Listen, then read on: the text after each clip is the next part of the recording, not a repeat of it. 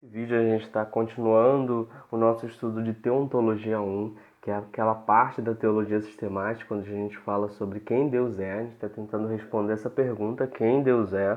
Já vimos os nomes de Deus e nas últimas aulas temos falado sobre os atributos de Deus. E nesse vídeo a gente vai continuar falando dos atributos de Deus. Assim como na aula passada, onde a gente começou a falar sobre os atributos incomunicáveis de Deus, nessa aula também a gente vai continuar dentro do tema dos atributos incomunicáveis. Lembrando, o que é um atributo incomunicável? São aqueles atributos de Deus que são menos partilhados com as suas criaturas. Também são chamados de atributos negativos, porque quando a gente fala deles, normalmente está negando que Deus tenha alguma imperfeição que as criaturas têm. Então, por isso que muitos atributos incomunicáveis começam com in ou com a, né? Deus ele é imutável, ele é independente, porque ele não é dependente, ele não é mutável, nesse sentido é negativo. Não porque seja ruim, pelo contrário, é bom, mas porque ele não tem certas imperfeições que as criaturas têm. Então, nessa aula a gente vai continuar falando dos atributos incomunicáveis e a gente vai falar de mais um, que é a infinitude. Na verdade, é um atributo grande que a gente vai dividir ele em dois, mas é um atributo só. O que é dizer que Deus é infinito? Dizer que Deus é infinito é dizer que a gente não pode medir Deus no espaço e no tempo. Então, a infinitude de Deus em todos os sentidos, espaço e tempo. A gente pode ver, como eu falei na aula passada, e eu repito, a infinitude de Deus, de fato, é uma decorrência da imutabilidade. Porque Deus é imutável, ele tem que ser infinito, certo? Deus não muda em sentido nenhum, falamos isso na aula passada, a imutabilidade. Então ele não muda de lugar. Se ele não muda de lugar, ele está em todos os lugares, ou seja, essa infinitude de Deus em relação ao espaço. Deus não muda no tempo, ele não era alguma coisa e passou a ser outra. Então isso significa que Deus é infinito no tempo, certo? Agora, aqui a gente tem que tomar um cuidado. Eu estou falando que Deus é infinito. Infinito podia significar o seguinte: uma coisa que podia ter fim, mas não tem, certo? Sei lá, o universo é infinito. Podia ter um fim no universo, mas não tem. Você vai andando e nunca vai acabar o universo. Não é nesse sentido que Deus é infinito. Isso é importante. Eu não estou falando que Deus podia ter um fim, mas não tem. Mas eu estou falando que Deus está completamente fora da própria forma como a gente mede as coisas. Deus não pode ser medido. Não é apenas que ele podia ter um fim, mas não tem. A gente vai ficar claro daqui a pouco, quando a gente falar mais especificamente. Mas a gente tem que tomar esse cuidado desde o início. Então, como eu disse, a infinitude ela engloba dois aspectos: a infinitude em relação ao tempo e a infinitude em relação ao espaço. A infinitude de Deus em relação ao tempo, a gente chama isso de eternidade. Isso é um atributo de Deus, a eternidade. Dizer que Deus é eterno e aí o professor Bavinck faz uma observação interessante, que a eternidade tem três conceitos embutidos no conceito de eternidade. Que Deus não teve início, que Deus não teve fim, mas não apenas isso, mas que Deus não tem uma sucessão de momentos. Isso é importante, é isso que eu estava falando, que não é apenas uma coisa que não pode ter fim, mas não é nesse sentido que eu estou falando de infinitude. Não é apenas que Deus não tem início e não tem fim, mas que não existe sucessão de momentos para Deus. Dizer que Deus é eterno é dizer não apenas que ele não teve começo e não vai ter fim, mas também que ele está dentro e fora do tempo. Ele existe independente do tempo. Então daí a gente pode ver também que a eternidade é uma consequência da imutabilidade, que por sua vez é uma consequência da independência. Daí você deve lembrar da aula passada, quando eu falei que a independência de Deus é um atributo fundamental de Deus, né? Como Agostinho vai dizer, para Deus todas as coisas são presentes, certo? Deus é um eterno presente. A gente pode imaginar isso, existem várias ilustrações para isso, todas as ilustrações são imperfeitas, mas eu vou me arriscar aqui e dar a minha própria ilustração. Imagine um trem, certo? Um trem que está viajando a uma velocidade constante, sempre para algum lugar. Nós estamos dentro desse trem, certo? Você pode se mover, você pode andar para lá e para cá dentro do trem, mas como o trem está numa velocidade constante, muito maior do que aquela que você consegue se mover, então não importa se você anda para lá e para cá no trem, você está sempre andando para frente, junto com o trem. Esse trem é o tempo, certo? Nós estamos presos dentro do tempo. A gente pode se mover para lá e para cá, mas a gente está sempre preso dentro do tempo. O tempo não para e a gente está dentro desse trem que é o tempo. E Deus? Deus está dentro e fora do trem. Deus está dentro do trem, ele existe no tempo conosco, mas ele também está fora do trem. Ele, do lado de fora, ele simplesmente vê o trem andando. Ele vê o trilho do trem, ele vê para onde o trem está indo, ele vê os trens que passaram antes desse, ele está vendo os trens que estão vindo depois, ele vê cada vagão, ele vê cada pessoa que está em cada lugar do trem, ele vê tudo. Deus é o eterno presente, ele está fora da nossa forma de medir e de falar sobre tempo, certo? Então, não é apenas dizer que Deus não tem começo e não tem fim, é dizer que ele está fora do nosso conceito de tempo, mas ao mesmo tempo ele está dentro do tempo, certo? Então, isso é eternidade. A eternidade de Deus é mais abrangente do que apenas dizer que ele não teve começo e não tem fim.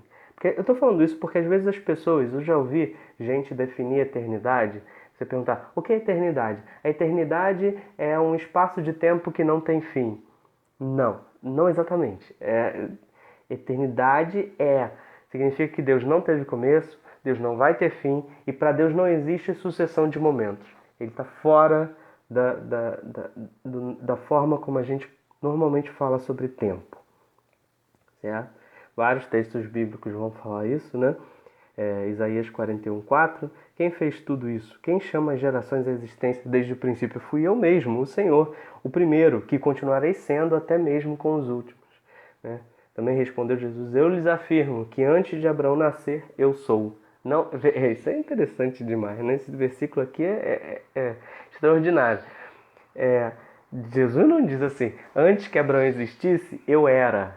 Não, antes que Abraão existisse, eu sou. Eu sou o que sou. Ele é, né? O verbo ser no presente. Antes de Abraão nascer, Jesus era. Não, antes de Abraão nascer, Jesus é. E depois que eu morrer, Deus vai continuar sendo. E Jesus vai continuar sendo. Né? Então, Jesus é. Deus é aquele que é. Ou seja, eterno. Né? Isso foi a eternidade, a infinitude de Deus em relação ao tempo. Mas como eu disse, a infinitude engloba todos os aspectos. Então Deus também é infinito em relação ao espaço. Nesse sentido, a gente fala da onipresença. Onipresença significa que Deus é infinito em relação ao espaço, que ele não pode ser medido em relação ao espaço. Eu não posso medir o tamanho de Deus. E aqui, novamente, a gente tem que tomar aquele cuidado. Dizer que Deus é onipresente é dizer que ele, não apenas dizer que ele não está confinado ao espaço, Deus não pode ser contido dentro dessa sala ou dentro do universo, mas também dizer que Deus preenche todo o espaço. Aquilo que eu falei sobre o tempo se aplica aqui ao espaço também.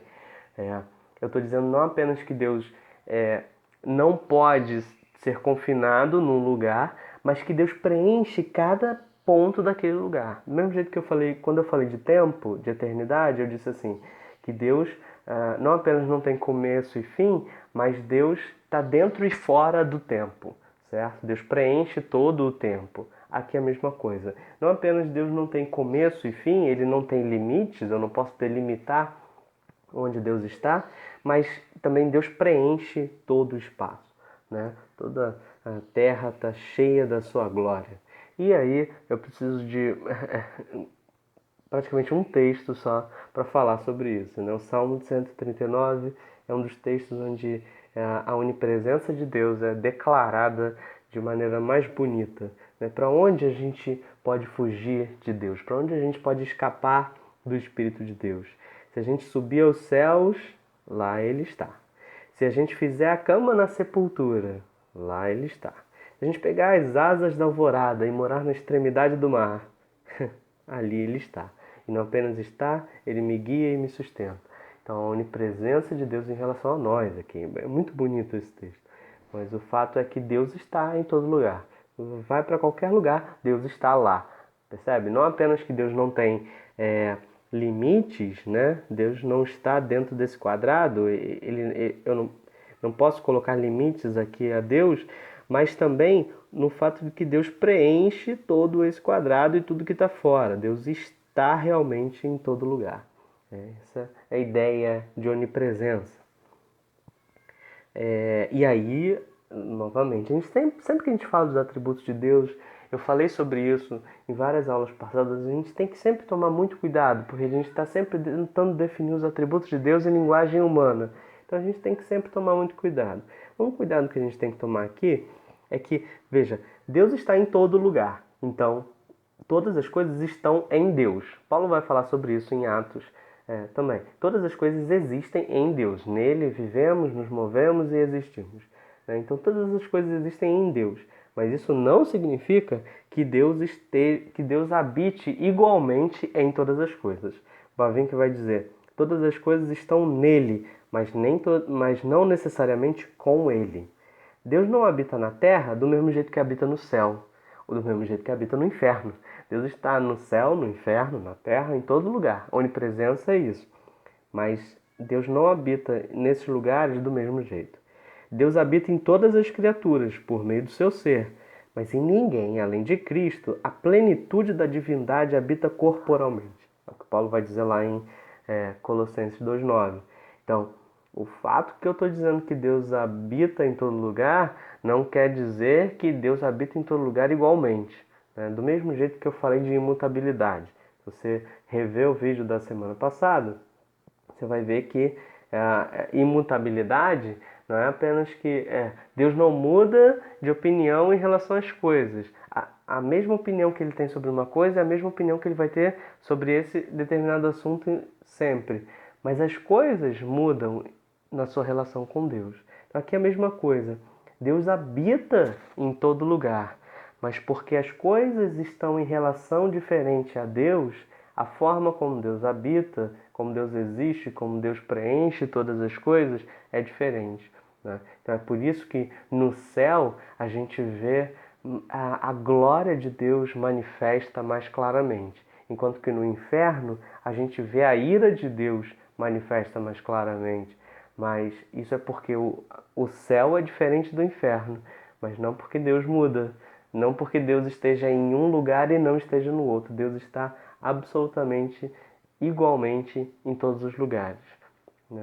Então essa é uma distinção importante. Então essa foi a aula sobre infinitude.